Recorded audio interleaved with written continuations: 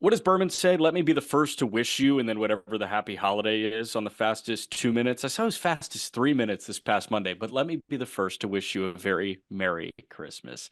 Jack, Peter, Aram, last time before the holiday on the Just Baseball show, we've got rule changes that Peter is going to walk us through off the top, and then an extra present for you. We got the Pittsburgh Pirates GM episode. It's going to be the San Diego Padres, the Pittsburgh Pirates, and the Philadelphia Phillies. One of those is not like the other. Hell, that might be because the Phillies are good. The Padres are trying to downgrade. Like it's just bizarre and it's breaking my brain, but let's break our brains together. Peter, who are we brought to you by?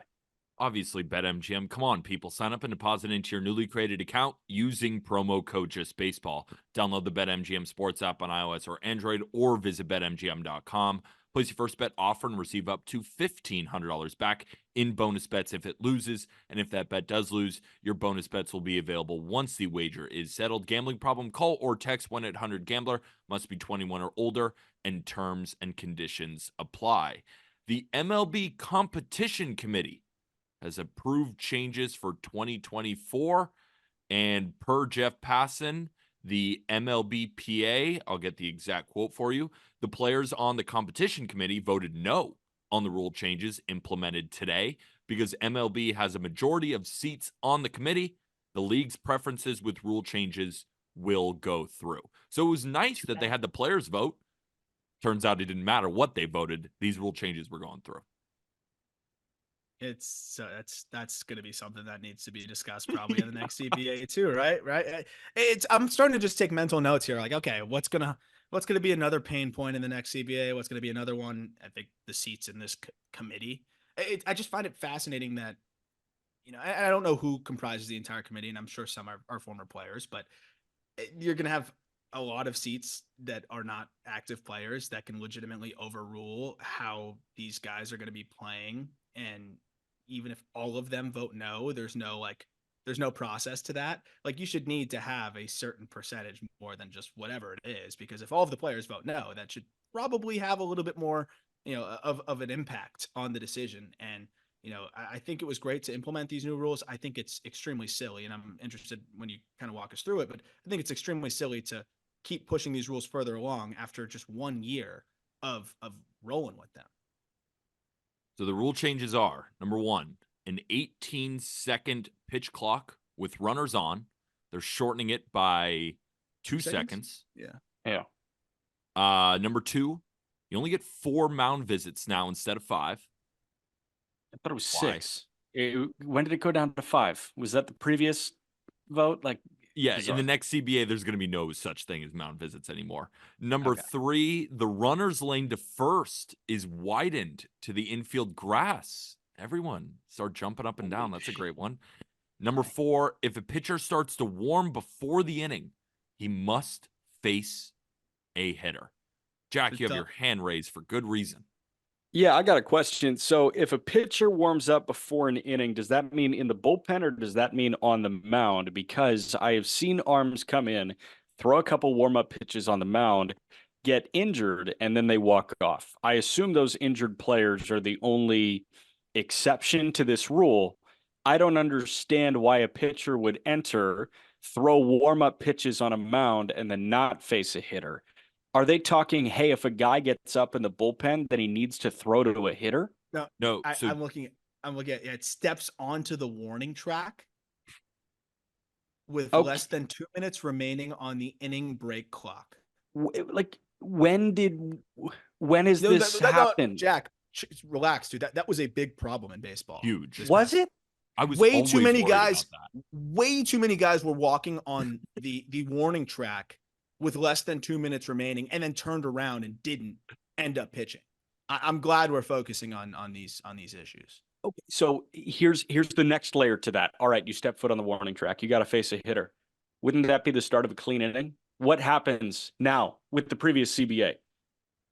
You got to face 3 hitters. So it's you have to throw against 3 hitters if you come into the game. Like it doesn't make any sense to me, but also like stepping onto the warning track and not coming into the game doesn't make sense to me either. What if you need to go to the bathroom? You need to use the tunnel in the bullpen, surely, but what if you want to use the dugout bathroom because you got to go number 2? There are a lot of layers to this that I just don't think Major League Baseball really considered. I don't think they factored in the bullpen guys going number 2. I think that's, what's missing in this new CBA. I just think it'd be cool if they ended the blackouts, right? If I could just watch my local team on TV who cares instead of worrying about the rules. But YouTube TV's format. Yeah. Instead, we're worrying about just dumb shit. I mean, So- I never had a problem with bigger bases. I never had a problem really with the pitch clock. If anyone out- did have a problem with bigger bases, I want them to get in touch with me. I do like the bigger bases. They're just kind of fun to make fun of. I didn't have a problem with the pitch clock. I thought if it shortens games and, there's all these fans out there who are saying they're making the games too short. When you go to a game, you pay for more time. I can understand that, right? Tickets are expensive. Parking is expensive. I can understand why you'd say that. For me, personally, that didn't matter to me. I thought it was just cutting down on the fixing the batting gloves, on the grabbing the nuts, It's like on all it's the like complaining downtime. about it's like complaining about not seeing as many huddles at a football game. Like, oh, they're running no huddle too much. I came here to watch them huddle and take their time. Like, who cares? I On agree. the contrary, I'd say it's a running football game. Like it's 2 premier running backs. We need more incomplete passes. We need more clock Yeah. stoppage. We need to No, slow but this thing down. I know it's funny to make fun of, but I can totally understand the fans who, let's say they go to 1 or 2 games a year, they bring their kids, they want to spend as much time at the ballpark. They like the 3-hour games. I'm not saying I agree with them. I am just saying I understand where they are coming from. I just personally disagree, but I can understand that point. Now go. we're making it even shorter. So like now it's that's like what are these 2 seconds make so little of a difference in the grand scheme of like a game and the overall game times, I think, compared to even now further exacerbating some of the concerns that we may have, which is, I know I personally didn't think it would be as much of an injury issue, but you got guys like Max Scherzer saying that doctors feel very confident that it could be. So obviously I'll defer to those guys on that. Whether it is or isn't, we needed more time to find that out. We need more data in at least multiple years of data to find that out. And now we're pushing even further. And again, I'm very pro pitch clock. Like I liked it where it was at. But you also have to, even if you love the rule, be able to sit back and say, okay, let's assess every aspect of how this impacted the game. We knew it cut the games down. Viewership was great. It seemed like people were more engaged. All those things were great. I think it was good to see the pace of the game. But we didn't assess the player side of it yet. You can't. It's just too early. And then to keep pushing it further along here now to 18 seconds, to me just shows you it's a microcosm of what Major League Baseball, Rob Manfred, and a lot of the people that are calling the shots at the top, really how they view this game, which is it's all about, and I get it's their job, but it's all about the money. It's all about bringing in as much revenue as possible. And it doesn't really matter how it impacts the players because they're going to get paid anyways. And who cares? And we're all going to get paid. And that's the effort. And I just think this is another example of such. And Rob Manfred is, I think, the most classic example of money over everything. That's his job. That's how he keeps his job and making owners happy. And this is what they wanted. And at the players' expense, there's a reason why all of them said no. I just don't understand. This is what MLB wanted. Like, how are these rules impacting revenue for them? They're so minuscule and unneeded. And Yeah, I don't think it's a revenue thing. I think that it is a chance to show that the owners are thinking about the game in a cutting edge way compared to how they were viewing it for the last 40 years. Cutting edge. This ain't cutting edge. I know, but the pitch clock was cutting edge last Yes, year. So I now agree. it's, we found something that's cutting edge. Let's remind people of the good we just did by shortening it a little bit more. You know what that takes away? And I think this could be an argument from the Scherzer camp and the rest of the pitchers camp. It takes away that one more breath that a pitcher can take. And a lot of pitchers were talking about the immediate recovery that no pitch clock allows pitchers. Like they can get their heart rate back to pre-pitch levels on a pitch by pitch basis. Now it's cardio. Like pitching is cardio, and guys that are not cardiovascularly fit are kind of feeling the repercussions of it. I have no idea if that impacted some guys down years. I'm not going to even guess that it did. But what I will say is going from 20 to 18 cuts out that one more in through the nose, out through the mouth it takes some guys to get ready. And quite frankly, guys that were dripping the clock down to 1-0 before they started their windup, game still felt quick as shit. So I'm you're not telling me, worried about it at all. so you're telling me these rules are kind of anti-obesity. And as a guy who's nearing obesity, I'm kind of offended by it. I'm not going to lie. Are you? A little bit. I think you look hot, man. Yeah, like that's kind of the one that jumps out to me. And my one point against like, oh, fans may be anti-pace of play help because the games are too short now. The hottest ticket in sports is the National Basketball Association. How quickly do those games go by? People drop hundreds of dollars and spend $15 per beer to watch an hour 45-minute game. And This is 2.5 hours. It's not an hour. It's not an hour 45. It's 2.5. 3 was too long. Everybody didn't like it. Do we need to find 245? I don't think we need to find 245. Well, maybe the I also NBA think- is too fast, right? Maybe the NBA is too fast. Half the players are resting, right? Your Sure. favorite players resting anyway. Maybe that's too fast. We got to find a happy medium. Well, first of all, Heat fans watch 30 minutes of basketball because they get there at halftime. So like, and then honestly, with basketball, you go to the bathroom at halftime, you wait in a line, you get back down. It's like 7 minutes left in the third quarter. You missed a decent chunk of the game. I think with baseball, the interesting thing here is I love the changes. I think it exponentially made games more enjoyable in terms of just like the monotony of a July meaningless game that I still love to watch because I love baseball.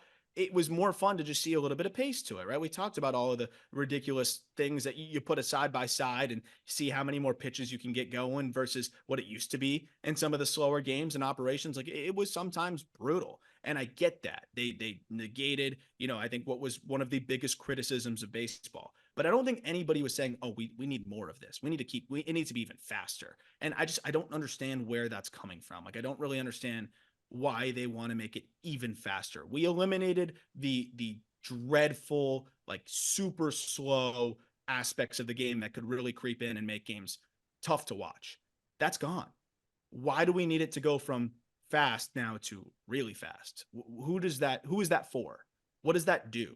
I don't, no one's going to watch the games now that wasn't watching it with the new rules because it's 10 minutes shorter. Now, people I do think were watching because finally people are not adjusting their batting gloves after every pitch and felt a little bit more intrigued by the game. I had a lot of anecdotal, I had conversations with people that were casual baseball fans, or not even, that really enjoyed the new pace. I just don't know what these 2 seconds are for from a fan or outsider perspective, but I do know that those 2 seconds have more of an impact on the players than it does on anybody else. And that's the irony in this whole thing, is it affects the people who pretty much completely voted no, yet it is a yes That shit in don't the eyes matter. of Major League Baseball.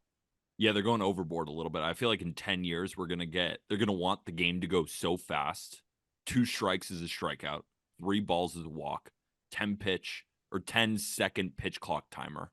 These games are going to be over in 45 minutes. Well, in my softball league in New York, if you foul off two balls, the third foul ball is a strikeout. I like that. And Hit they're the going ball to start play. hating. They're going to hate Luis Arias. Say, stop spoiling pitches, bro. Just put it in play.